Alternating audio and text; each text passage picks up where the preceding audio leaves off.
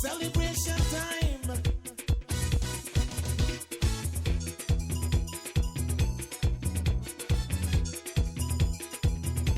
It don't matter what part of the jewelry you come from. You da you and me da me. But guess what? All are we the one. See what I mean? Jump and shout all over the nation. We're breaking out with a new creation. Over the years, there has been a decline in the number of yellow-headed parrots in our region. According to Tide's Terrestrial manager, Muschamp, they are working to reverse that trend. We will have that discussion after we hear from our partners. Belize Natural Energy Charitable Trust, the Barry, Shell Belize, and the National Gas Company.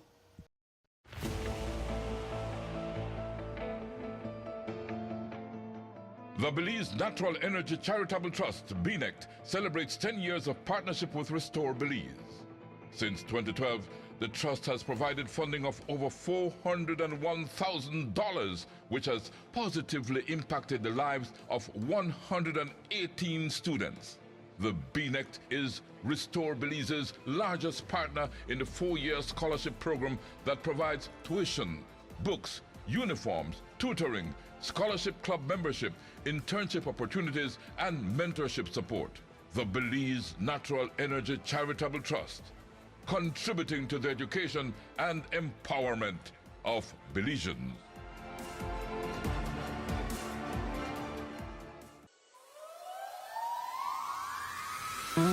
We are the Barry, offering you great products, good service, and of course, the lowest prices in the entire country. Visit us in Belize City, Belmopan, San Ignacio Cayo, Orange, and now in San Pedro, La Isla Bonita. The Barry. Get more, pay less.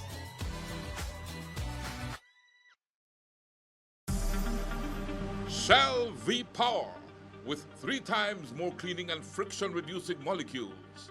Go well. Go Shell.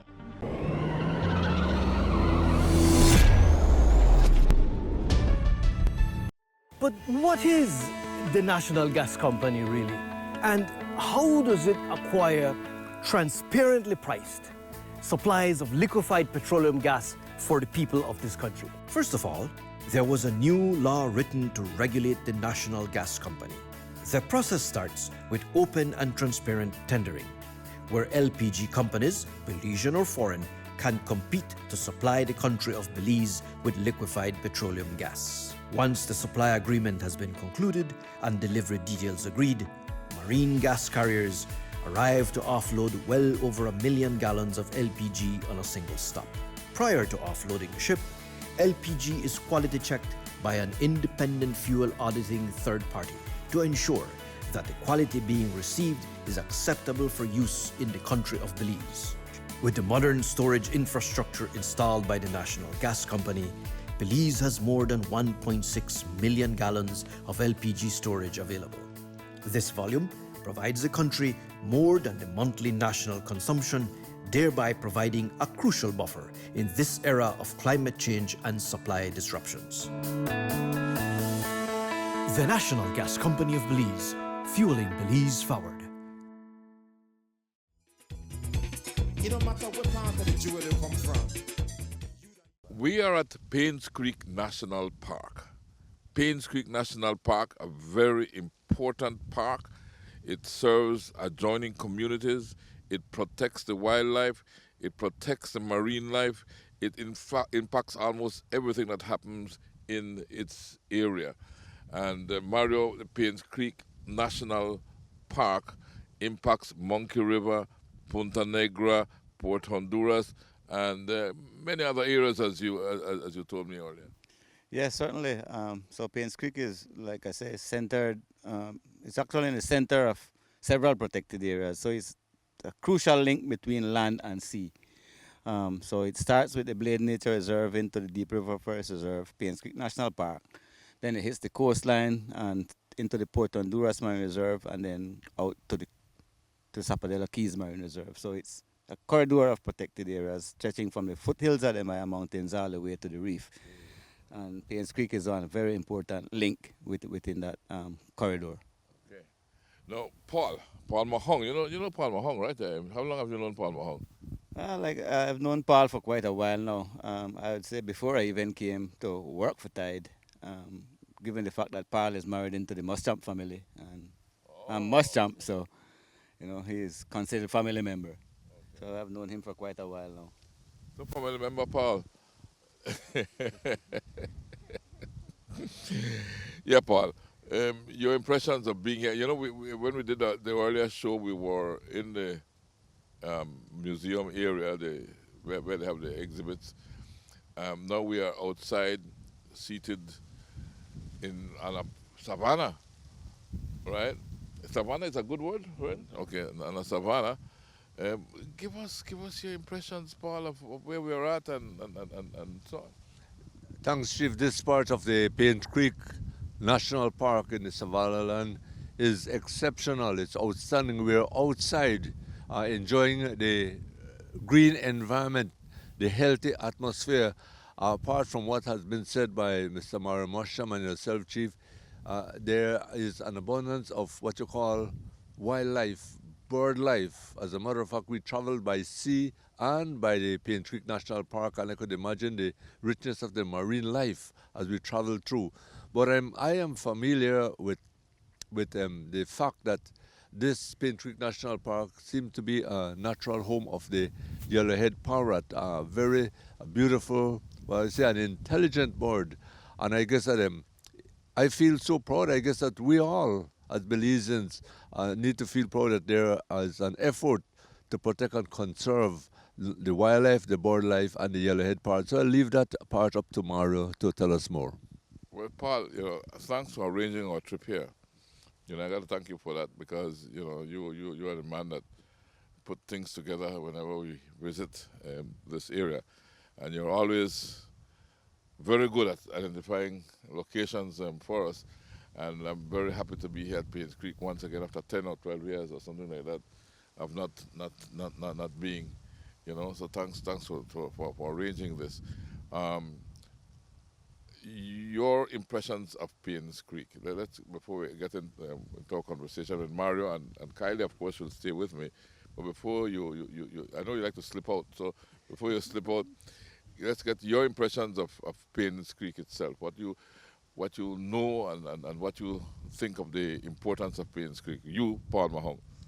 Chief, I strongly feel that Payne Creek is a part of the jewel of Belize, in southern Belize, as a matter of fact, in the Toledo district. And I say unique, Chief, because words are not enough to explain the natural beauty and the habitat, the wildlife, and everything that encompasses the Payne Creek National Park. I appreciate that with your effort and your initiative, Chief, through the Belize Watch program, we'll be able to bring this to thousands across the nation of Belize and the world.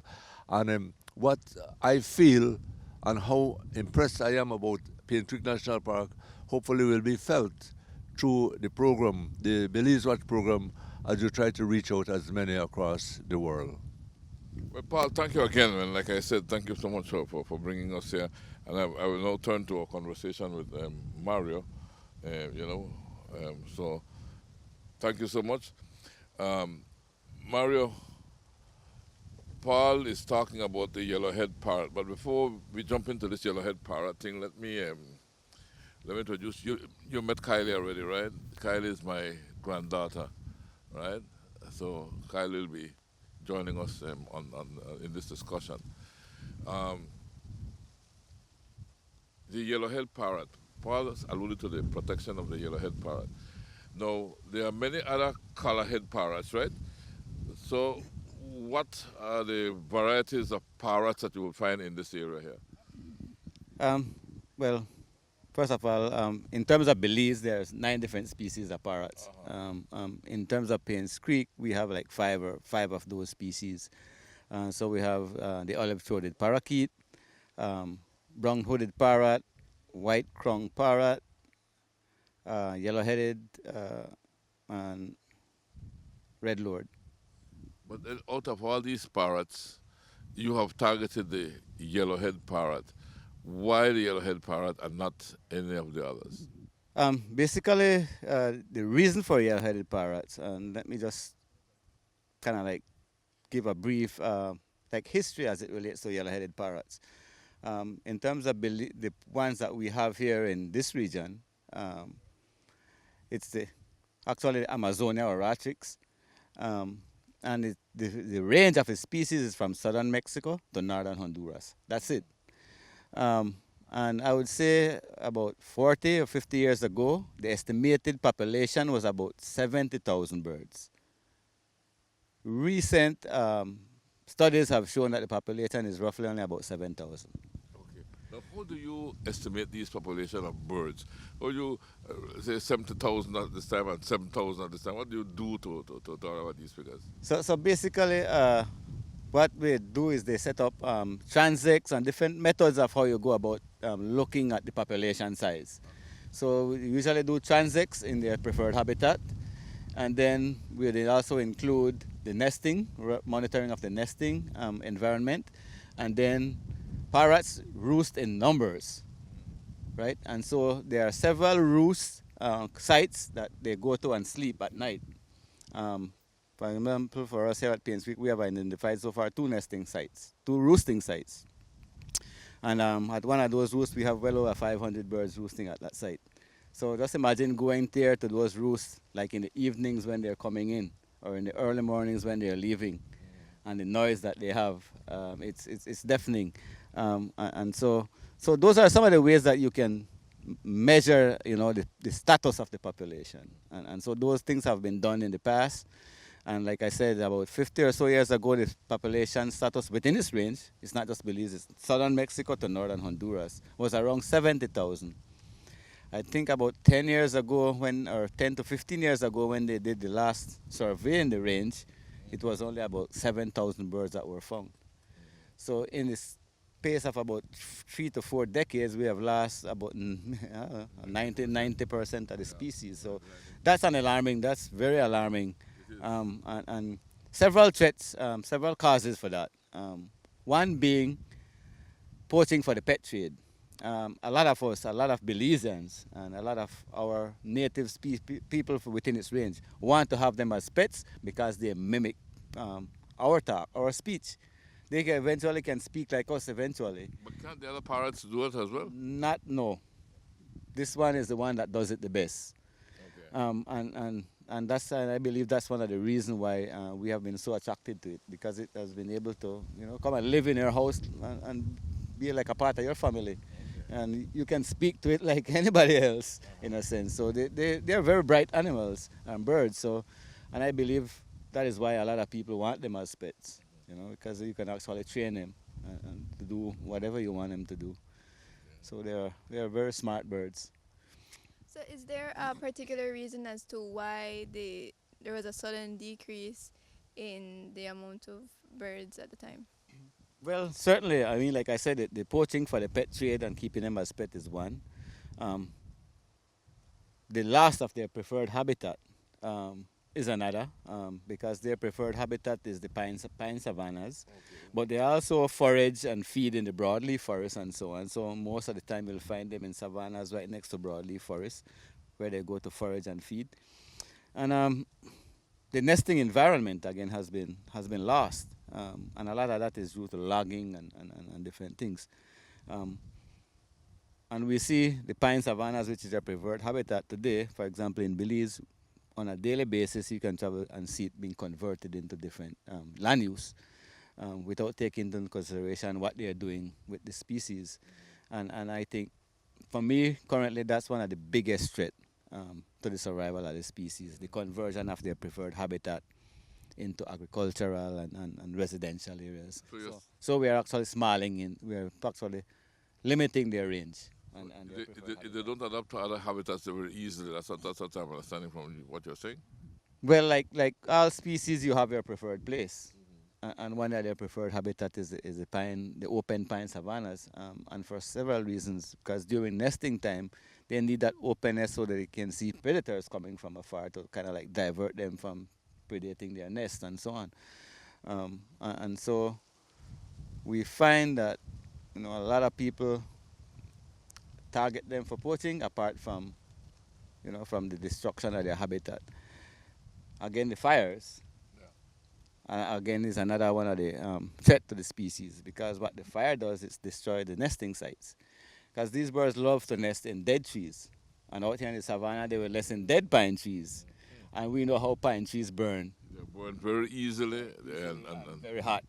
And so a lot of what we have seen out here is the loss of those nesting sites from unwanted fires. Yeah. And so, over the years we have seen their preferred habitat being defragmented.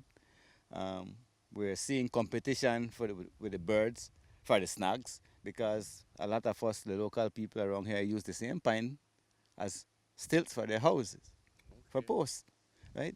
So there's competition for their preferred nesting habitat. And then we are seeing that incursions into their preferred habitat, and so we're smalling in their territory. And as a result of that, once you start smalling the territory, it can only sustain so many birds, and so you'll start to see changes and decline of the species over time. So what is being done to repopulate, so to speak, the species?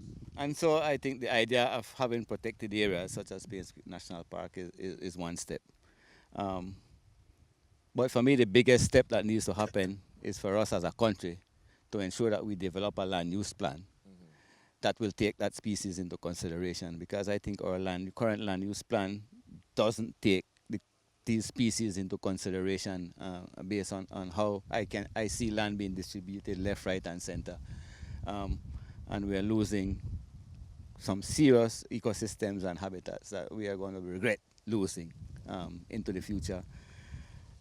So for us, for me, one of the most important things as it relates to the species and its survival is the nesting environment and improving that. Here in Payne Creek, we started doing monitoring of the species here, I would say, from the time I started working here in 1999. And I was just looking at, the nesting environment. Okay, what are they nesting in? Where those nest sites are? What are the threats to those nesting sites, and so on. And over the years, what I've been noticing is that we were seeing quite a number of birds and not a whole lot of nesting. And so during one of my visits to the U.S., when I was doing my fire management training, I saw a biologist at one of the protected areas doing nest boxes for an endangered species as well, a red cockaded woodpecker. And that flashed to my mind. I said, I wonder if we try this, if it would work for parrots. Yeah. And so I started speaking with him, and he says, Mario, I could come to Belize and show you how it's done. I said, good. I said, perfect. I would love that. But he said, I'd have to fundraise first. I tell him, well, we don't have the money. He says, no worry, I'll fundraise and I'll come. And he did fundraise, and then he came in 2012. And then we installed our first nest boxes. We installed 10 nest boxes, just because it was just a pilot. And that first year, 5 got used. And how is that comparable to the record elsewhere? I think boxes or artificial nests have been used for other parrot species in other countries. For example, in South America, they have used it for scarlet macaws and different types of macaws, and it had worked. They had tried it in Mexico and other places for yellowheads, but I wasn't able to get a whole lot of information from that. But I thought that, this is something that we should try here, and I believe it would work. But we started first by putting inserts. So we actually took a piece out of the tree and insert the box in, because that's how the parrots, they build their nest inside the tree. And so that's how it was being done for other species. So we tried that with a couple. But then what that does is it weakens the tree a bit. You end up losing the tree. So the parrot will peck and how does it build its nest in the tree? We built a box, and then that box is, the space for that box is taken out the tree, and then that box is inserted into that space. And then the tree can grow around the box. Okay, because that's what you do. Yes. But what would the parrot normally do in the wild? In the wild, the parrot doesn't bore its own hole. Okay. The hole are usually bored by woodpeckers, or sometimes a limb would fall off a tree and create a cavity, and then they would shape that up to their liking and accommodate. And the same thing they would do with the woodpecker hole, because a woodpecker is a smaller bird, so then they would open up that hole a little bit more so that they could get inside and then use. And then what we notice is that once they start using that one nest, they're going to use that specific pair will use that nest until it's not available anymore. So they're going to use that nest over and over and over until it's not available anymore. And that is why once poachers find a nest, they know every year once that nest they could come back to that each year and poach from it, because the parrots are going to use it each year. And only the yellow-head parrot does that, and the others don't do it? I haven't studied other species in that way, but I believe most does the same thing. I think most parrot, once they use one area and they were successful in using it, they will come back and use it again. Right? And so that is why people are able to monitor these nests and know every year during a certain time we could check on that, because there's possibility it is with chicks, right? And so we started the artificial nest program, and so the first year we did 10, and then once we saw 50% was used the first year. All right. Wow. For me that was a good number. That's a good start. So each year we started increasing. So each year we added an extra 10. We are now up to I think it's 60 or so boxes, nest boxes we have scattered in Payne's Creek, Deep River Forest Reserve. So it's not just Payne's Creek. Again, we are looking at the landscape level. And what we are seeing is quite interesting. Most of the boxes are being used. We did inserts, but then we also put some, just attach it onto the tree on the outside. They also use that, so we don't do inserts anymore. So now that makes the nest even easier to find by poachers. So what has to happen during the nesting season is that for us, we have to increase our patrol efforts, especially into areas where there are nests, to try and limit try and deter those poaching activities. And then over the years, since when we started to see, this box is going to work, and it's working, we're increasing the numbers, so we are starting to see now increase in terms of nest success, in terms of the number of chicks that are being fledged from these boxes and these nesting sites.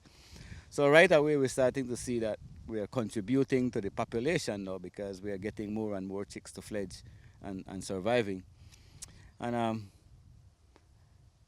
so what happens is, whenever we find, in areas where we know that poaching is definitely going to happen, now how can we address that issue? Because we cannot be out there 24/7 and every day. So we had to look to partner with the Belize Bird Rescue, and they have a facility up in, I think, Kamalote, Rowan Creek area.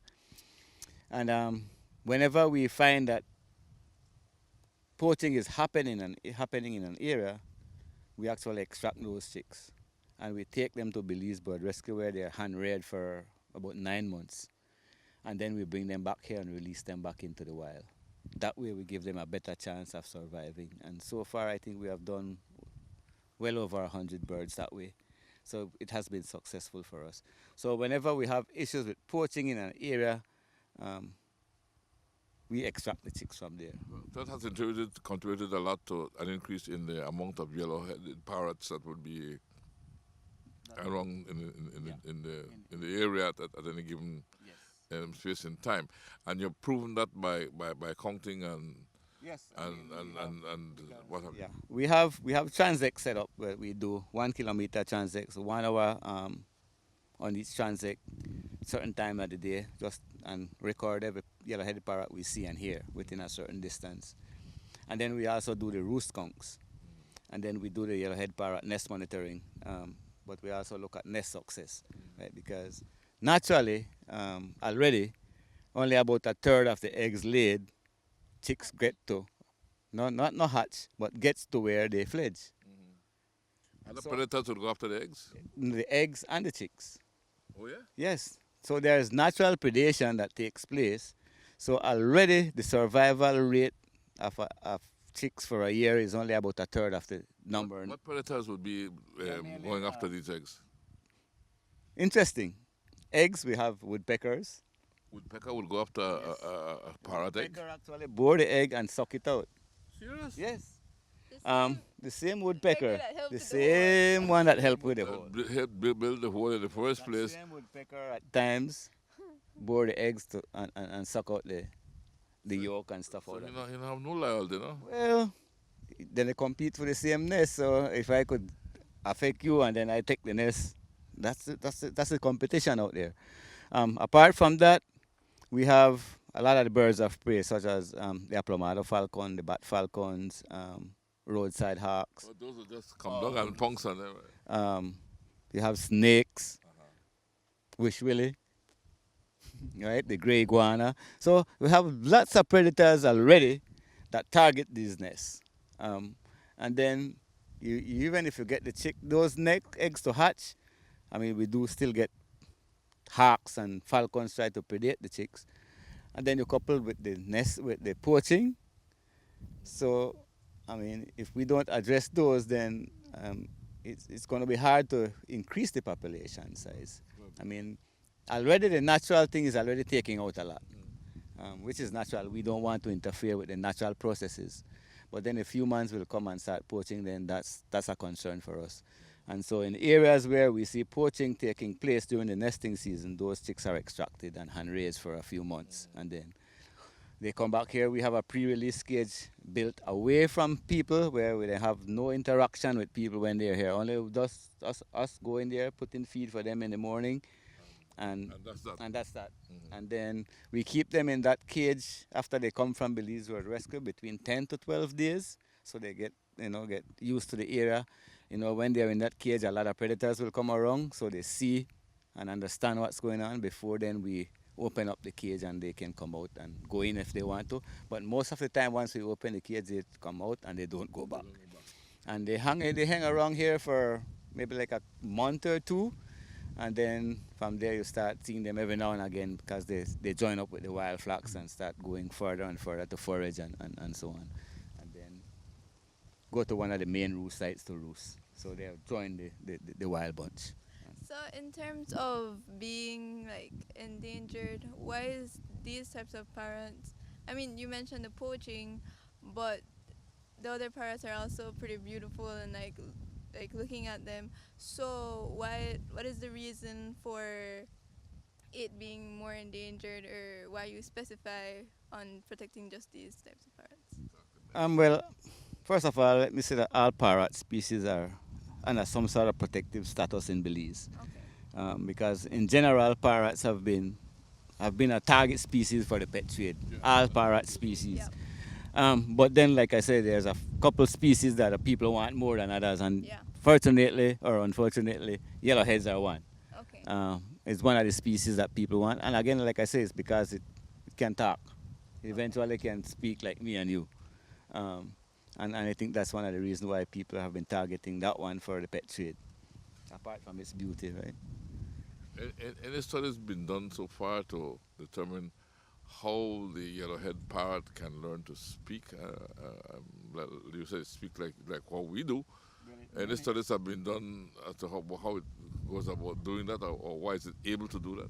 I haven't heard of any. I'm almost sure something has been done, because it's not only here in Belize that we have yellowhead parrots, and it's not just the species that we have here in terms of the Amazonia parrots that speaks.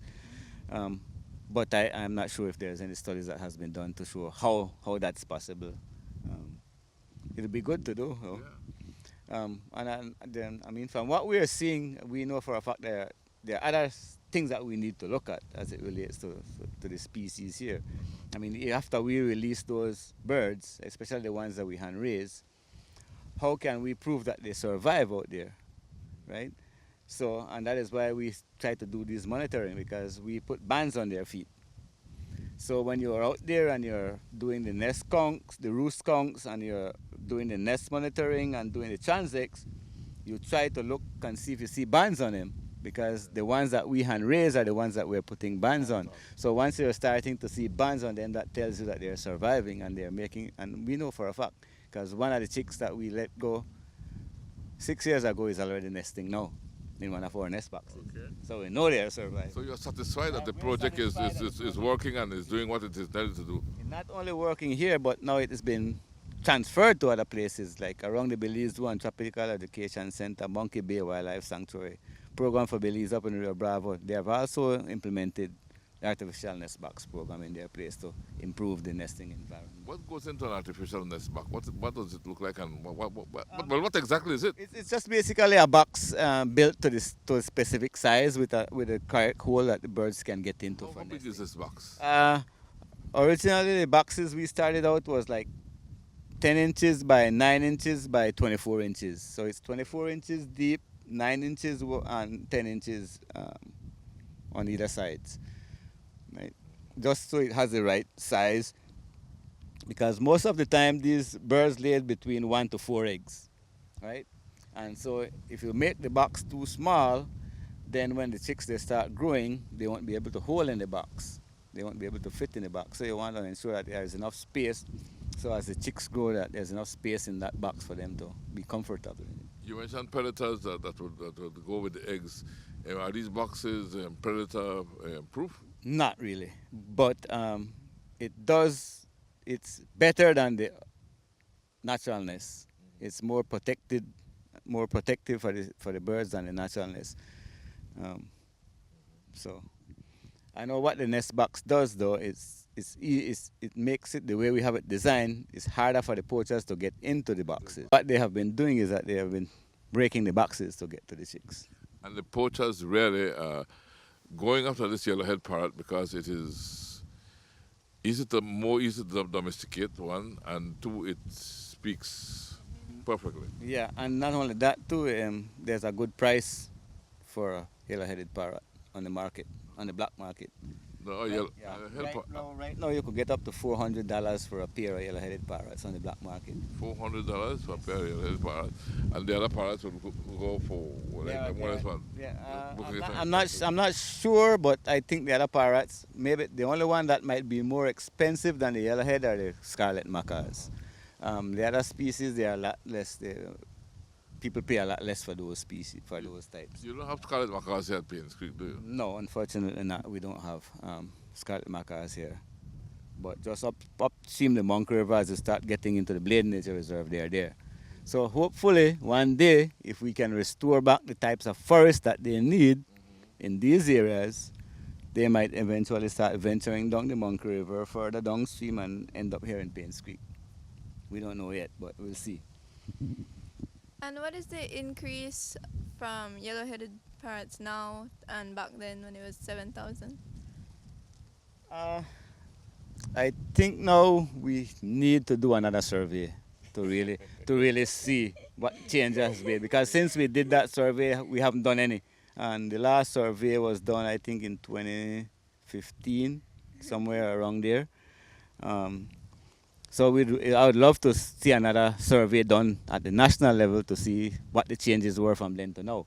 Because I can safely say for Payne's Creek it has increased. Because that time when we did the study here, one of the roosts that we are currently monitoring only had 200 plus birds. Now that same roost is 500 plus birds in that space of time. So that tells me that there is an increase occurring. But how much and so on, we need to do the transects, we need to do the roosts, we need to do everything and combine all that and then analyze that data to give us the bigger picture of where that population is. Muschamp says everyone has a role to play to ensure that the number of parrots does not continue to dwindle. We will be back with more of our conversation after we hear from our partners. The B&E Charitable Trust, working in the development of Belize by inspiring young Belizean entrepreneurs to dream and to dream big. The National Gas Company, fueling Belize forward. The National Gas Company makes sure that you not only have a guaranteed supply of gas for every household need, but also that it is of the highest quality always. Shell Belize has been fueling Belize for many, many years, and they have done so reliably and with a lot of dependability. And the Barry stores in Belize City, Belmopan, San Ignacio, Orange Walk, and San Pedro, offering you much more for much less.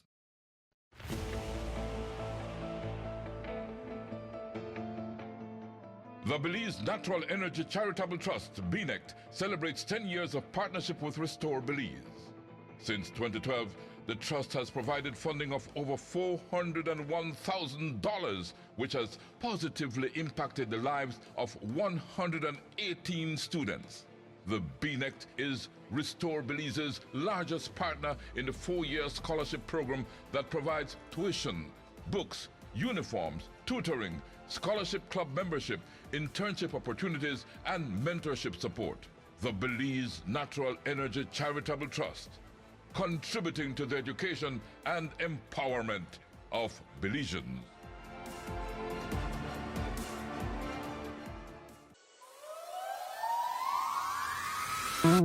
We are the Barry, offering you great products, good service, and of course, the lowest prices in the entire country. Visit us in Belize City, Belmopan, San Ignacio Cayo, Orange Walk, and now in San Pedro, La Isla Bonita. The Barry. Get more? Pay less.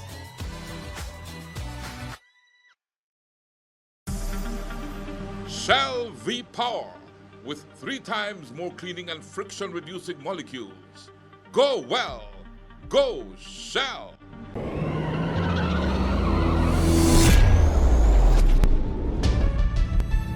But what is the National Gas Company really? And how does it acquire transparently priced supplies of liquefied petroleum gas for the people of this country? First of all, there was a new law written to regulate the National Gas Company. The process starts with open and transparent tendering, where LPG companies, Belizean or foreign, can compete to supply the country of Belize with liquefied petroleum gas. Once the supply agreement has been concluded and delivery details agreed, marine gas carriers arrive to offload well over 1 million gallons of LPG on a single stop. Prior to offloading the ship, LPG is quality checked by an independent fuel auditing third party to ensure that the quality being received is acceptable for use in the country of Belize. With the modern storage infrastructure installed by the National Gas Company, Belize has more than 1.6 million gallons of LPG storage available. This volume provides the country more than the monthly national consumption, thereby providing a crucial buffer in this era of climate change and supply disruptions. The National Gas Company of Belize, fueling Belize forward. It don't matter what part of the jewel they come from. Okay, the yellow-headed parrot versus the other parrots that are in the forest. You explain to me why you singled out the yellow-headed parrot. Sometimes I'm walking, maybe, and you see a whole flock of parrots fly in front of you. Those are not necessarily yellow-headed parrots, right? Not How, necessarily. because the green parrots, they hang out together a lot. Well, most of them are green, naturally. I mean the green head. But the easiest way to identify them is by their calls. So each one of them have a different call. You serious? Yeah, I mean, the yellow-headed parrot parrot is a parrot is a parrot, but they have a different voice, different tone of voice. They have, yeah, I mean, in terms of bird identification, one of the easiest way, and I would say the safest and most accurate way in terms of identify that species is learning its call. Well, let us look at some other calls then. Let's go with the ordinary green-head parrot. And I'm not the person that can mimic those calls right now. but what does it sound like, more or less, the ordinary green-head parrot? Maybe we could get an idea. Sound more like somebody laughing, in a sense, you know. But the ordinary green-head parrot would sound like what? Like they are more squeaky? more squeaky and screechy voice than the yellowheads. Redhead? Well, the red lord, we don't have no redhead. So you have to remember that As Creole, we call them redhead, but they are red lord parrots. Red Lord? Why Red Lord? Because the red is just right here on the front, right near the beak. Yeah, and so that's called the lord. So when you do bird identification, you have to understand parts of a bird, right? And then you have the crown, you have the lord, you have different parts. You know, the tarsus, the feathers, a whole bunch of different parts. And so when you want to be good at bird identification, you have to learn the different parts or the anatomy of that bird. And then that will help you in terms of determining which species it is and so on and so forth. What time of the year is the best time to come and go looking at parrots here at Paynes Creek? Because I need to do that. You know, I'm not too familiar, and I must confess I don't know much about parrots. You know, I've never had a parrot in captivity, and so I've never owned a parrot.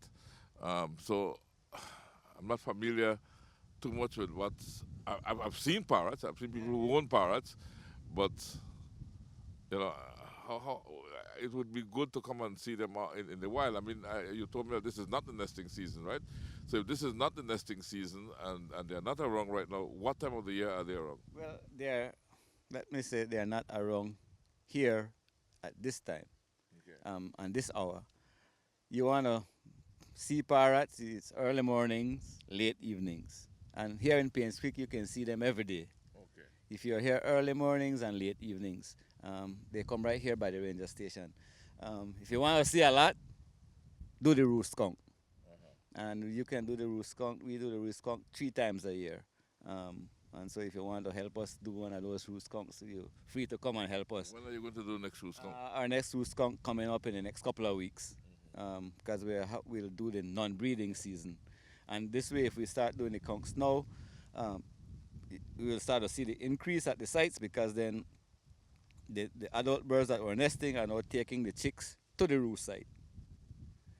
Because now the chicks have fledged and they are flying around. So usually when you see them coming in, they're coming as family groups, or pairs or family groups. So when you see a little bunch, more than likely that's a family of different age birds, right? And so if you want to see them, for example, here at Paynes Creek, you can see them every day. We see parrots. I mean, that wakes us up in the morning, coming right here, right above the house, right? The pine trees right next to the house, and making their calls and waking us every morning. So parrots are a guarantee sighting at Paynes Creek on a daily basis. But at correct timing, not the timing that we came. We came around 10 o'clock. So when we got here at 10 o'clock this morning, they're already gone. Yeah, that sun hat is the birds already take to the forest for getting out of that that hot sun. And when they take to the forest, where they go? From here, what we notice, most of our yellowhead parrots go north. I think they go north to the broadleaf forest along the Monkey River, but then they go across the river and hit those orange orchards and so north of here. Yeah. So and then they fly back home. Then they fly back home. So they leave early in the morning and come back home late in the evening, just onto dusk. And that's a daily ritual. That's a daily ritual. And when they're mating and trying to have young ones and what have you, how does that work? Okay, so usually the mating season starts in January, and then we see coming on to the end of January, the parrots start searching around for potential nests, and starts working on preparing that nest for laying, and then eventually lay and then go through the whole process of the hatching and everything. But then the mother parrot would stay put, right? I don't know if it's the male or the female, but one would stay put. And then one goes and does the hunting and the foraging and bring feed to that one. And then when the chicks they hatch, then both parents go to hunt and bring feed for the chicks. But usually once the incubation period starts, it's just more than likely, I think it's the female that sits on the egg. That male has the job to provide for that female. So he goes and forage and bring and feed the female. So they're very organized. Yeah. And when they pair for life. So they don't separate that. Till death do us. That's the only thing that stays till death do us part is the parrots. Yeah. So yeah, I mean when they mate for life. And they keep that single mate, or? Well, that's again another studies, I think, because For example, if you're a young parrot, two young parrots get together and a predator hit one, either the male or the female, what will that next parrot do? Look for another parrot, I right? think it should because it's still young, but I don't know. So that might be another study that we need to look at, because then they say when they pair for life. But then what happens if during that early stage of that pairing one dies? What happened to that other one? Does it look for another partner, or does it stay single? Or organized. We don't know. So those are maybe some studies that we need to look into. But that's about, What's exciting about this yellowhead parrot? I mean, that you have so much interest in preserving.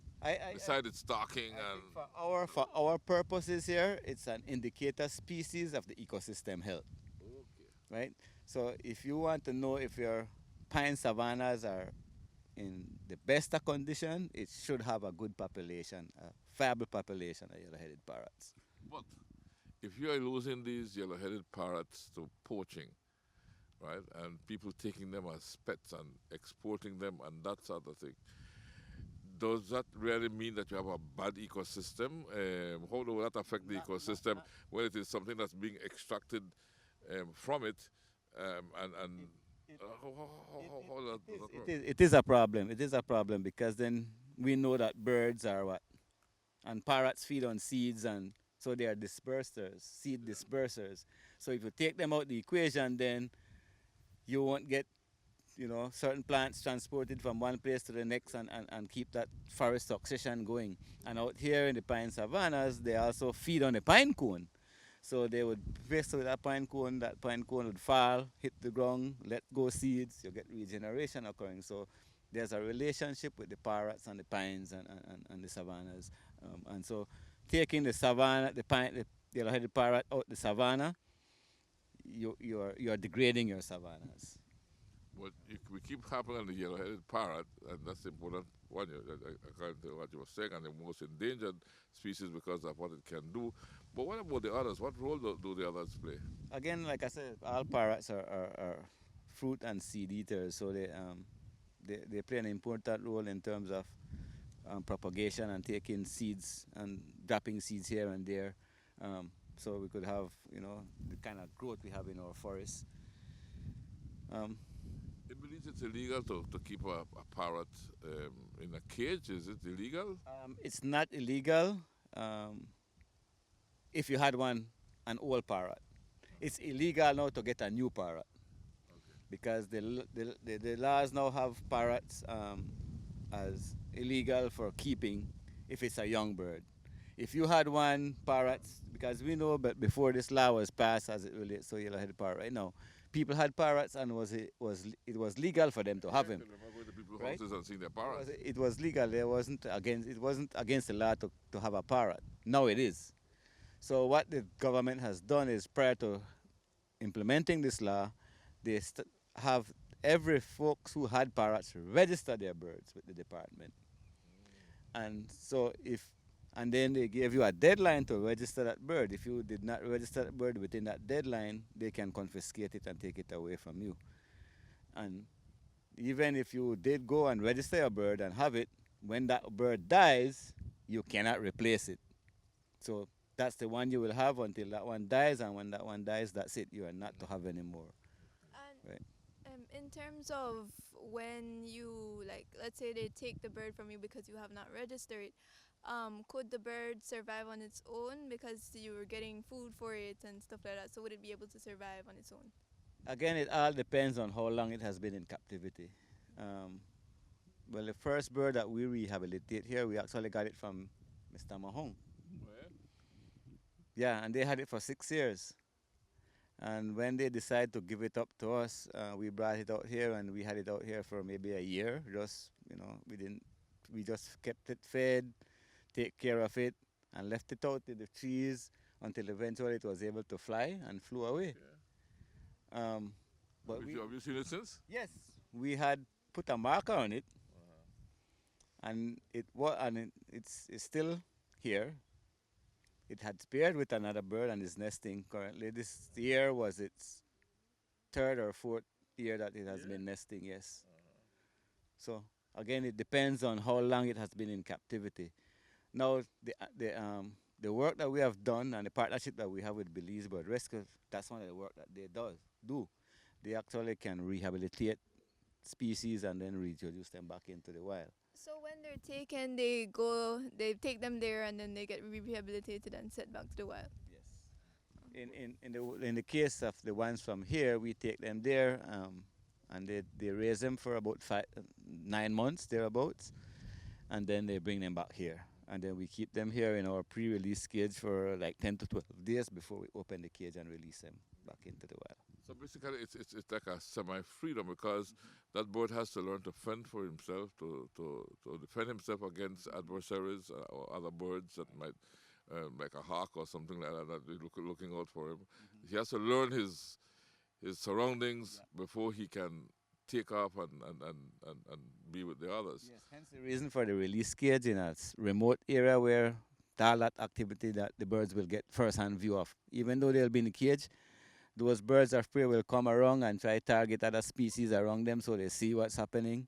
There are other species that will come around that cage because, birds are there, like opossums and those things, because they are bird eaters. And so they will learn. The owls will come and pitch on the cage, so they will learn who the predators are and who want to get to them right there from that 10 to 12 days that they're in that cage. And so when we release them, they know exactly who to be afraid of. And what has helped a lot is that because we have been doing this for several years, usually when we carry a group and we get back one, the group that we released the year before, some are still around and come around at times. And then they start interacting with that new group and help the introduction process for those new ones into the wild. So it's been going great for us. I think the idea of starting this artificial nest program was one that we felt was really needed, and the results are showing us that yes, that was the way for us to go. Yeah. Now, if someone brings a bird to you that they've had captive, like Paul's bird, would you accept it generally from the public? They can. Of course. So anyone can come and say, okay, here's my bird, I want to reintroduce it to the wild, and you do that. What we will do then is we will take that bird, take it up to Belize Bird Rescue, where they have all the facilities in place to properly rehabilitate that bird until it's ready to go, and then eventually bring it back here and release it. And how big are the birds typically of adult age or younger? Well, birds and all birds, from the time they can fly, that's their size. They won't grow any bigger than that. That's fully grown. By the time they can fly, that's a fully grown bird. It won't get any bigger. Maybe a little bit more plump, but in terms of length and height, it won't get any bigger than that. Our parrots are maybe from head to tail, maybe like 9 or so inches, 9 to 12 inches. Okay. Yeah, not very big, but in terms of fires and managing fires for yellow-headed parrots, we mentioned, that the yellow-headed parrots nesting sites were being destroyed by these fires. It's impacting pine regeneration. It's also impacting, because of the frequency of fires, is growth and health. And so one of the things that we are trying to do here is trying to ensure that we restore back the pine stands to where we have what we call an uneven age structure, where you start from seedlings all the way up to dead trees. And the right size class is needed for nesting sites. You certainly, if we want to move away from artificial nests, eventually we will have to restore the pine stands to the size class trees needed for nesting. And so that's something that we are doing here, using fire as the management tool. Okay. So managing the pine savannas to encourage pine regeneration and growth and health of the pines with the yellow-headed parrot in mind, improving that habitat for the yellow-headed parrots. So fire does have its positives as well in this program, right? Yeah. Good face and bad face. Like I say, it has fire. And this is one of the good face, right? Now, you have a team that works along with you, Mario, with rehabilitating these yellowhead parrots? Because I don't think you do all this on your own. No. Like I said, I mean, we have the team here at Paynes Creek National Park. It's usually four. Well, it's mainly four of us that are full-time staff here, and we have one staff that does part-time here and then part-time doing tours with Tide Tours. And so we all work on everything that happens out here. We all do fire management. We all do participating in the education and outreach because we educate the public in terms of the protected area and its, the rules and regulations. We all participate in the research and monitoring work. We all do capacity building for communities and so on. So every aspect of management we have to do out here. So we are all engaged. Everybody has their role to play. Looking back on your life, Mario, is there anything you would have done different when it comes to being out here, being a part of Tide, being a part of the environment? And so is there anything you would have done different? Well, one of the reasons why I've been here is because I think I was a part of the problem at first. Okay. Why do you say that? I born and raised in Monk River. This area here I used to poach parrots. We used to always have parrots in our house as pets. That's something that we grew up doing. I was one who always used to light fires in the savannas. Right? Why would you light a fire in the savannah? Again, it's for hunting purposes, and then clearing out the area for access. Because as a kid growing up, my parents used to take us to pick up these crabboos, these sour crabbo, and then we soak them and mash them and eat them with milk, right? And we used to sell the bottles, and actually that helped me to high school.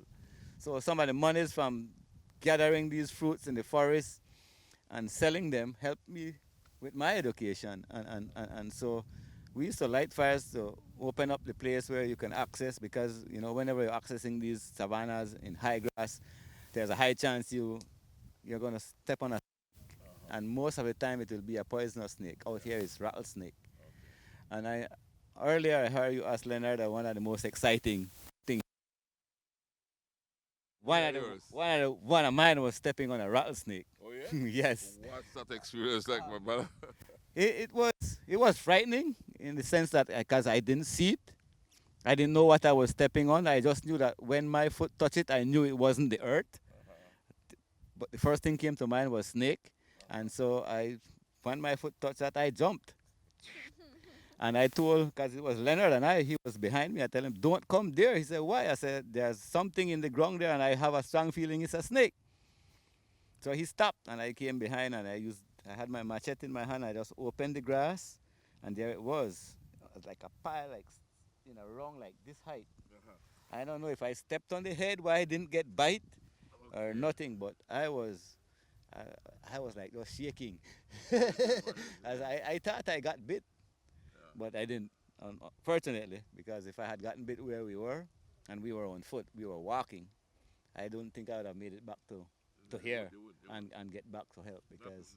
Certainly not walking. Not walking, so that was the most exciting thing for me right there. You come face to face with any jaguars or something? Actually, I have a lot of jaguars since I've been here. As a matter of fact, right there in the front of the step. One morning when I bust the door open, there was one just walking by, right there. Right there. Just walking past, going that way. That was close enough. You told him good morning? Yeah, we told him good morning and waved him and watch him went. I dashed back in to try and grab the camera, but by the time I get back, it started running and I wasn't able to get a good picture. But my closest encounter with a jaguar was on the Monk River Road. When I used to work at one of the banana farms, I used to ride my bicycle from home to the farm every day. And so one evening, I was coming back from work, heading home, and I saw this animal coming up the road. First I thought it was a dog. And on my bicycle, so I was coming, but every now and again I peep on it to see, okay, what's that? And I was getting closer and I realized, no, this is a jaguar. I thought it was, it was going to run. So I kept coming. And you know, those old those off roads have, you know, when it's not usually graded, you have where the wheels run, then you have a little bit of like grass, just like how you see out there. A little grass patch in between, and then the two main spot where the wheels run, that's down to ground. Okay, so he was on one and I was one. So we only had maybe like this between us, in terms of the grass between us. He's there and we actually pass each other side by side. I could have touched it with my hands, and it didn't run, it didn't do anything. He only looked up at me when I came to it, put its head back down, and continued its journey. That's why I rode right past it, stopped, looked back at it, it stopped, looked back at me, and continued up the road. Well, I continued down my road. Friend, man. Like I say, I mean, a lot of people are scared of these animals, but I mean, I think, if you get scared, it means you have lost faith, in my view. Because God gave man dominion over all things. And so if we are scared of these things, then we have lost faith. I certainly am not losing faith. You could say that. But I am sure that most of us, if we are walking through the forest and a jaguar would smile at us in front of us, we wouldn't know what to do. What's the ideal thing to do? I think I was talking with your colleague, but from your point of view, what is the ideal thing to do if you are confronted with an animal like a jaguar in the wild? Look it in the eye and face it. I think face it. I mean, that's the safest thing for you, is to face that animal and see and watch its movement.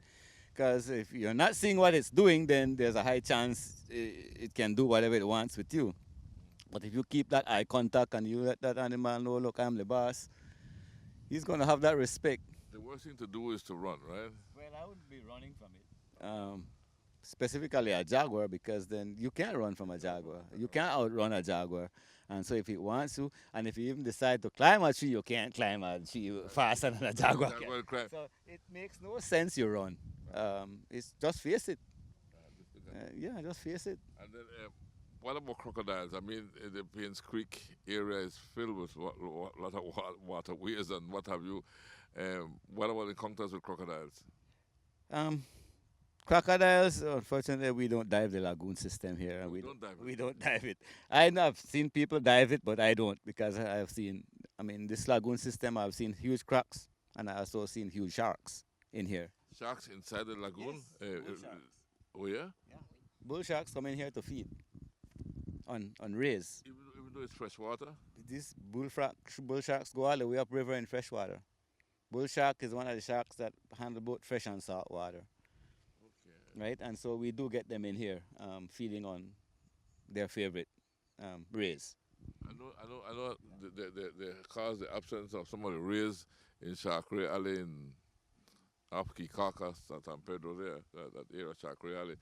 I think some of the rays are absent simply because the bull sharks start coming around, and they go after these rays. You know, that's one of the bull sharks' favorite food is rays. And sharks in general, they love rays. And so we have a lot of rays here, so we do get a lot of sharks coming to feed in here. So personally, I don't dive in the lagoon system. And like I said, we've seen big crocodiles. But where we have our biggest crocodile population here is across in the broadleaf forest, where we have some creeks, and there's quite a bit of crocodiles in there, some huge ones, 12, 14, 16 feet. And so we partnered with Crocodile Research Coalition and did a survey of murrelets and American saltwater crocodiles here in this area. And what we find is that there's a hybrid, a crossbreed between the two species.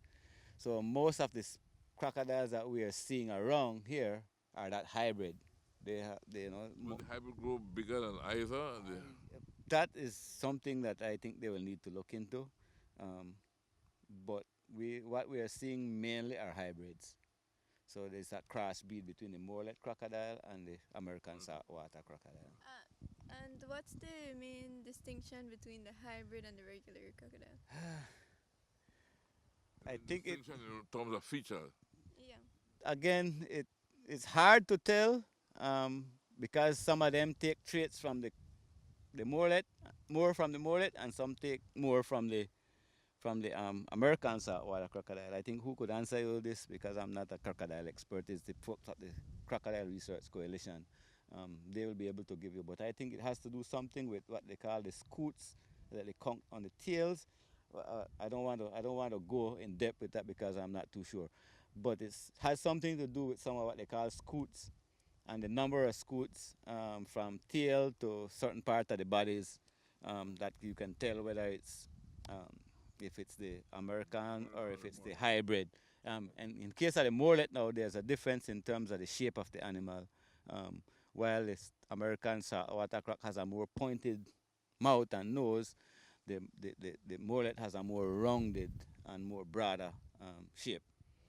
Nose, so you can tell the difference by those. But now when you look at the hybrid, it's hard to tell. So, but I mean, we didn't know that there was more than one species of crocodile in Belize. We know there were 2 species, but hybrid now is a third. That has to be a third, because it's not a mullet, no, it's not an American croc. So what species is it? Yeah. So yeah. So you have turtles and well, you got all kind of animals in this area, right? Yeah, certainly. Because we have, like I said, we have all 5 cats found in Belize.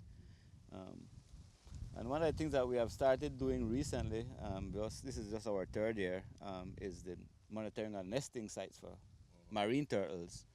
And that is why I was saying that along that coastline from Monk River to Punta Cacos is very important for the hawksbill turtle, because most of the nests that we found there are from hawksbill turtles, right? So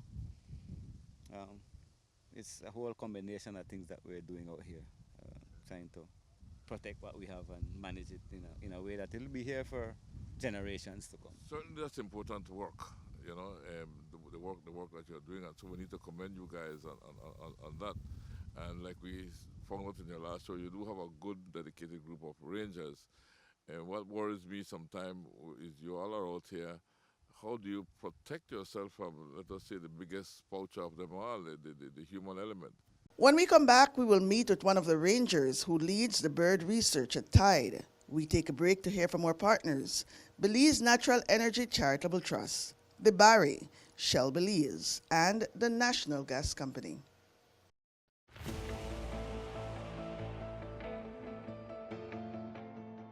The Belize Natural Energy Charitable Trust, BNECT, celebrates 10 years of partnership with Restore Belize.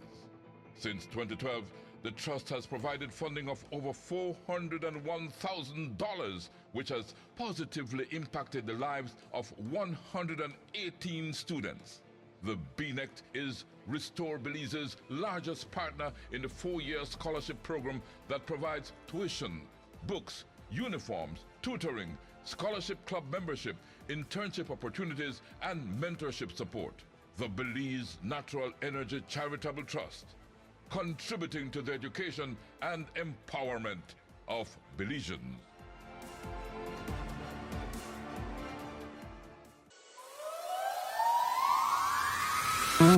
We are the Barry, offering you great products, good service, and of course, the lowest prices in the entire country.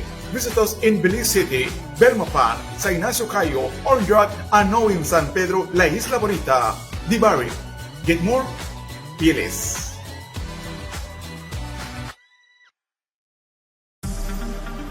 Shell V-Power, with 3 times more cleaning and friction-reducing molecules. Go well. Go Shell.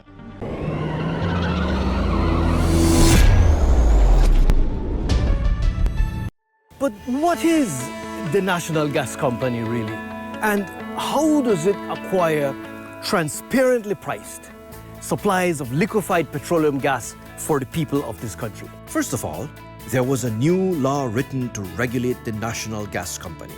The process starts with open and transparent tendering, where LPG companies, Belizean or foreign, can compete to supply the country of Belize with liquefied petroleum gas. Once the supply agreement has been concluded and delivery details agreed, marine gas carriers arrive to offload well over 1 million gallons of LPG on a single stop.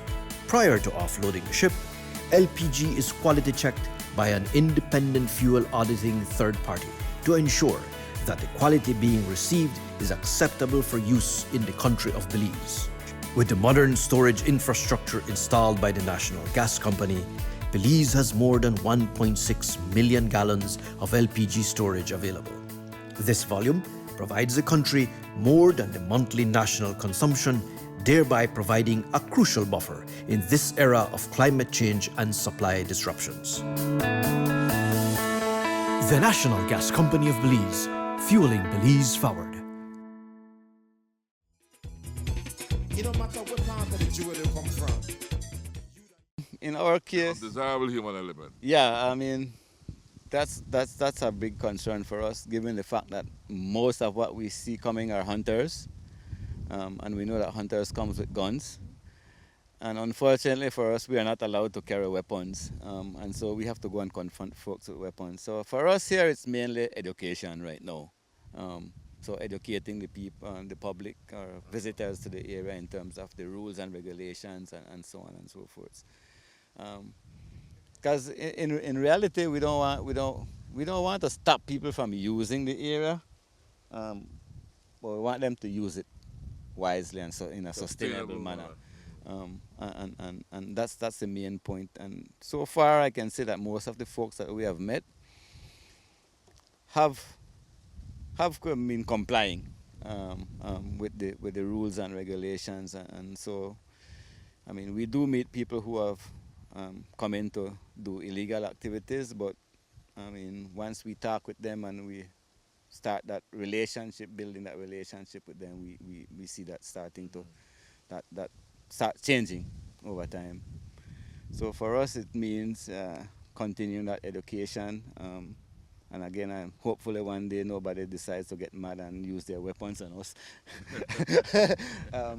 But yeah, I think once... Let's hope that never happens.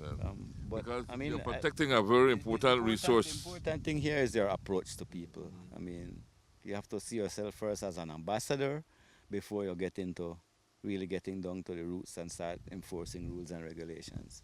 You need to get people on your side, and you don't do that by grabbing people and taking them to jail. It might come to that eventually, that you have to do that, because we know we do have some what we call hard-ass people that don't want to change and don't want to listen. But for the most part, most of the people that we have encountered are on board and love to see what's happening. So it makes that a lot easier for us. Protecting a very important backbone of the country, you know, the wealth, the nature way, the natural wealth of the country. Nature has blessed thee with wealth untold, says the second verse of our national anthem, right? And Payne's Creek, of course, is blessed with wealth untold, you know, and we need to preserve it, because the use of it, depending what we do with it, it affects so many other areas around it, and it can affect it positively or negatively. And thanks to folks like yourself, it's affecting it in a positive way. And so we want to encourage you guys to keep on doing the good job that you're doing in monitoring this area here and preserving what needs to be preserved and enhancing what needs to be enhanced, like you're doing with the parrots, you know, because you know there are so many species of birds around here, but you have picked one of the most endangered species, and one of the endangered not only because of predators but also the human factor, the human predator. And you have chosen to protect that and to actually help it to thrive and to multiply in its natural habitat. So, hey, congratulations, man. You know, that's very good what you're doing for Belize, and I'm sure Belizeans will want to say thank you so much for the job that you all do, putting yourselves on the line and so to protect our natural resources. Because we have to understand that even when you go to Port Honduras right now and catch a fish, right, that fish may have spawned right here in Payne's Creek. Maybe not spawned, but spent quite a bit of its juvenile life in Payne's Creek, yes. So one thing affects the other, you know. So manatees, you know, you could turtles, you know, this is a protected area for them. And so when you see them out there, it's because they had somewhere to grow up. Well, yeah, I mean, that's the idea behind protected areas, you know, where you have areas I mean, and you have different categories of protected area. In the case of Payne's Creek, we are a no extraction protected area, so we are not allow extraction. But we don't have a fence. So if we are building up for example, white-tailed deers, I'm just going to use that as an example. Yeah, white-tailed deers frequent this area too. Yeah. We are building that population here. They are not going to be staying here. They are going to be moving out from here because we don't have a fence. And so then from here, they will go into areas where they can be hunted. So once you are a hunter and you have a license, then you will be able to hunt them in those areas where hunting is allowed. But you need to leave these areas as the bread and butter. And then the spillover from here is what you have. I mean, if you don't have somewhere where these animals can be safe and reproduce, and we keep killing them out, then how long will we be able to sustain that? So these animals definitely need an area where they can reproduce and populate, and then we get the spillover effect into other areas where they can be hunted. This is the source, yes, right? And this would be like the source of that supply. It's just like water, you know? It's just like water, you know. The headwaters is the supply for the mid-reaches and the lower reaches. And so the headwater. If you stop the headwater, then the lower and the middle reaches are going to dry out. And it's the same thing. I mean, it's the same concept being used with protected areas. And then you have multiple use protected areas where, like, for example, the Port Honduras Marine Reserve, where you have no-take zones, or what I would call replenishment zones, instead of calling it no-take zones. Yeah. So for a better word for me is replenishment zone. Source zone. So that area then is set aside for replenishing the areas where you can extract. So please don't go into replenishment zone, because then if you're taking it out of the replenishment zone, then there will be none to get into the zone where you can extract. Yeah. So you need to leave areas set aside to repopulate the areas where extraction is allowed. You call it sustainable management, you know? Yeah. Sustainable management of resources. The resources are not endless, but if you manage them in a sustainable way, then they can last you for a long time. And I think that's the message that we need to send to our people. I mean, a lot of people, when they hear protected areas, they think, oh, you're locking it off. I can't use it anymore. No, that is not the case. There is a few areas that are locked off, yes. Not that you can't use. Yes, you can use it, but there are certain ways you can use it in. And then there are areas where you do allow, where you can extract from. And so those areas that are set aside as non-extractive zones, the idea behind those are those where the species can populate and replenish the areas where you can extract. So take care of everything. The yellow-headed parrot, everybody. Equally important, of course, are the people that work along with you, right? You have brought one of your right-hand and left-hand person here because, you know, people that work with you, they're right-hand and left-hand, right? I mean, they're with you along, they do the work along with you, and so on. Who do we have here? Yes, Chief. So who we have with us now is Mr. Liberato Pop. Hi, Liberato. And Liberato is a ranger here at Payne Creek National Park. Well, let me not say Payne Creek National, but the Tide Terrestrial Protected Areas. So, and we have two of those. So the Payne Creek National Park and the Tide Private Protected Lands. Why I'm saying this is because Liberato is our lead bird bander, and so he leads the bird research that we do here at Tide. And Liberato is from the neighboring community or buffer community of Bladen, just a few miles outside the park along the Southern Highway. And I've known Liberato, I would say, maybe over 20 years now, prior to him coming to work here.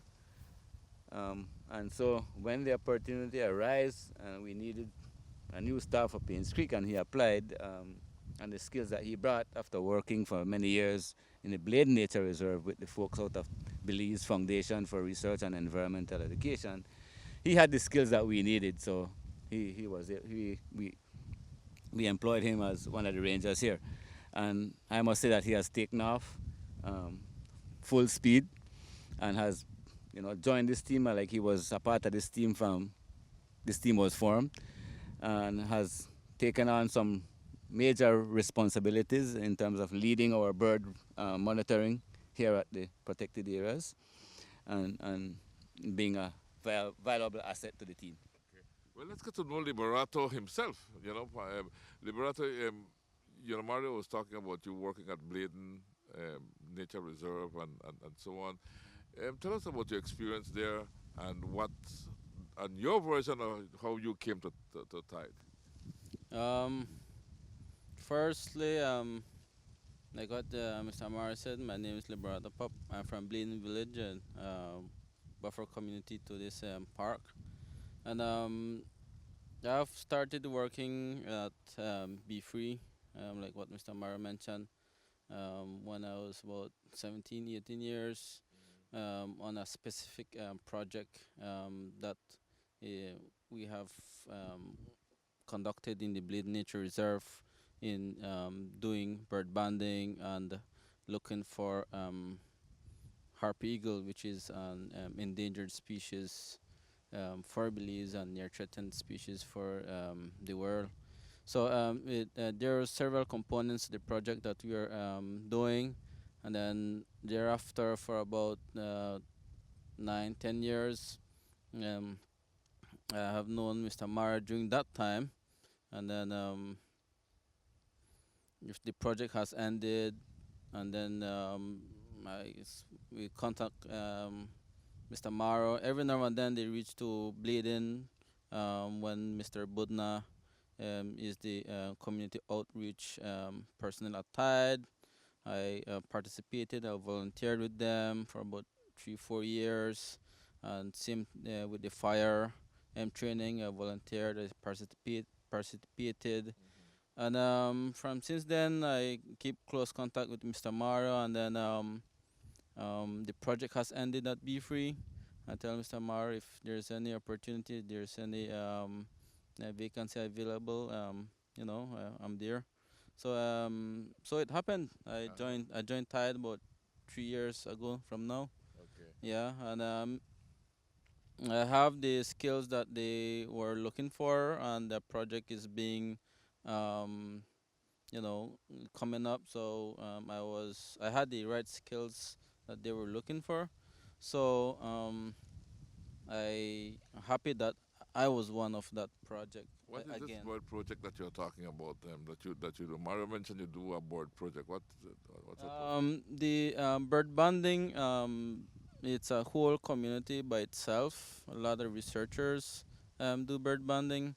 Bird banding. Bird banding is basically if you are doing your PhD or master's degree on in the field, you get a specific. If you're into the nature itself, then you get do research online, which project is available to do on, and then bird banding is one that is conducted all around the world. Be Free has started it, and then it move on, and then Tide is one of them right now. So we are capturing near passerines and passerines here.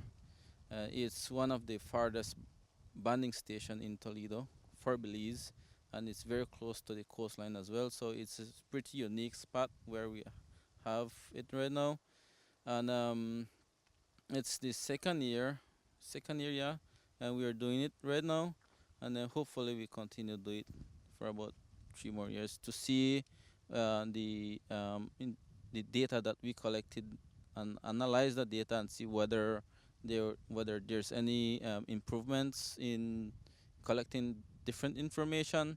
Let's say in terms of young birds, are there any declines or are there any increase or in a general population, or there's one species that's been um, declining, so whether it's caused by pollution or it's just that there's just too much um, you know deforestation that these species have to move somewhere else.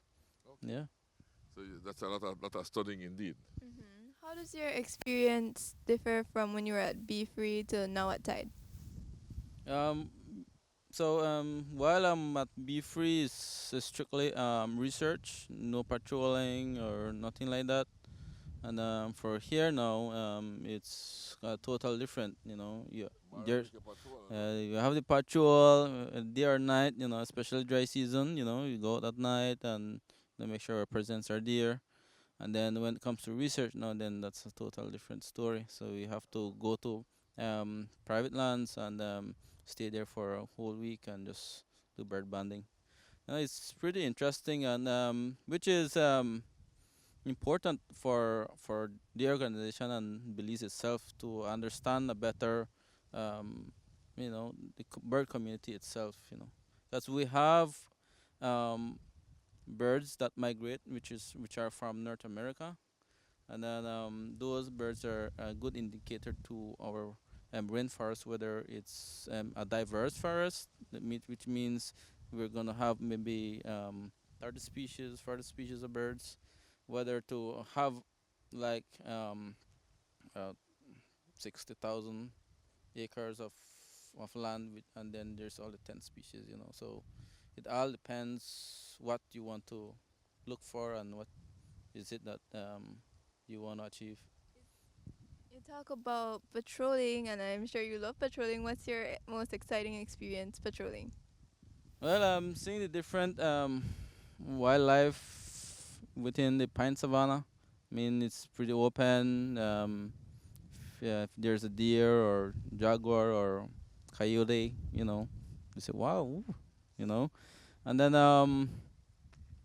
and the night patrols are exciting as well, but you really can't, you know, be out there all the time at night because there's less poaching during the night, so you have to do more patrols during the day, especially when the parrot season is on. Yeah. So you haven't stepped on a snake or done anything like that?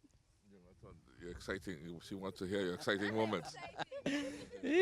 Well, there are times we get very close, but for some reason those snakes won't attack you or try to go after you. You have to be very vigilant where you put your footstep, and then it's not that you mean to go and like step too close to that snake.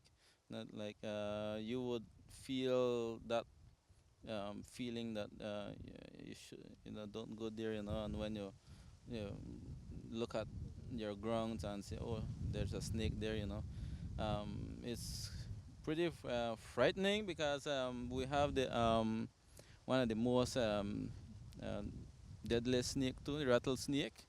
So they're cool looking snake, but at the same time, you don't want to play with them, and just leave them there and let them go do their business. Yeah. Usually, if you don't disturb them, they won't disturb you, right? Is that what you're trying to say, right? Well, all good things have to come to an end, and certainly our discussion here was very enjoyable, and we learned quite a lot about the yellow-haired parrot. I mean, I for one didn't know all the things that we heard from Mario today about how we go about distinguishing what they do and keeping them alive and taking care of them from poachers and what have you. So, Mario, I want to thank you so much for this opportunity. Right? Thank you so much for this opportunity. Right? Anything you might want to say before we leave very quickly? Certainly, definitely want to thank Love FM and the Love crew for coming out here to Payne Creek and trying to get the message out as it relates to the importance of managing and taking care of our natural resources. For me, one of the main things I want to say in closing here is that we're hearing about climate change and the impacts of climate change and all of that stuff, and we're seeing it. But yet, I still see we are not doing what we need to do to be able to impact, to address, to adapt, to mitigate those impacts of climate change. And I certainly want to see more focus being done in terms of maintaining healthy ecosystems and communities, because that's our only chance of adapting and mitigating impacts of climate change. And I think the work of protected areas management is crucial as it relates to dealing with those issues coming to us from climate change. Thank you, Maureen. Again, thank you so much for having us here at the Paynes Creek Nature Reserve. Liberato, right? Let's get a last word from you before we go. Well, it's a pleasure to meet you, Chief, and the Love FM crew. I never thought this was going to happen. So, it's a pleasure for me, and you're welcome at Paynes Creek National Park anytime you guys are ready to come again. Again, thank you for the good job that you're doing, right? Kylie, we certainly had a good time. We certainly learned a lot, and we have never kept a parrot captive. I don't think we're interested in keeping a parrot captive either. No. Definitely not safe for the environment, so we will not be doing that. Okay, definitely not. Your comments. So I totally enjoyed my time here. You guys are very accommodating to everyone here. We had definitely a great time, and I learned a lot. So I would like to thank you all for letting me learn so much on our trip here. Okay. And then we're going to give Paul this microphone because Paul is going to have the last words, and Paul will close our show today. Now imagine. Let's go, Paul. You do your thing. Thank you very much, Chief. Over a week ago when I heard that you were planning to come down to the Belize Watch crew to the Toledo district, I had to start right away. And when I contacted Tide's executive director, Celia Mahone, he said, sure, bet, Mario will be in the area in town soon, talk to him. And I got in touch with Mr. Mario Muschamp. I spoke to him personally by the Tide office.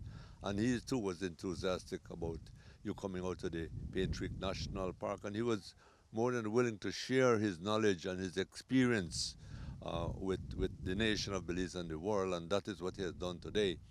So I extend gratitude to the entire Tide staff and the Tide crew, the rangers out here. They've done their part. But most of all, Chief, to you and the Belize Watch crew, Miss Ava, and of course your granddaughter, for the effort of coming out. Because the next step is surely to get this on the Belize Watch program, which will definitely come up in the future. And for the rest of the nation and Belize to know what is happening. But I also challenge those who are viewing or listening, try to come out here, get in touch with Tide, and try to come out to the Payne Creek National Park.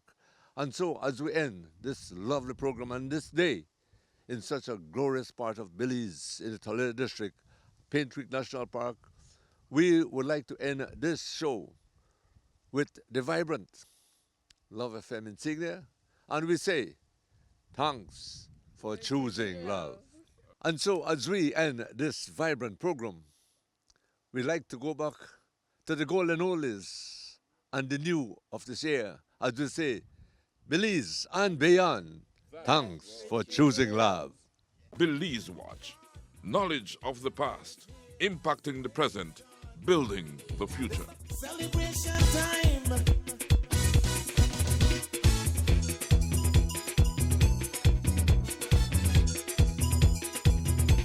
It don't matter what part of the jewel you come from.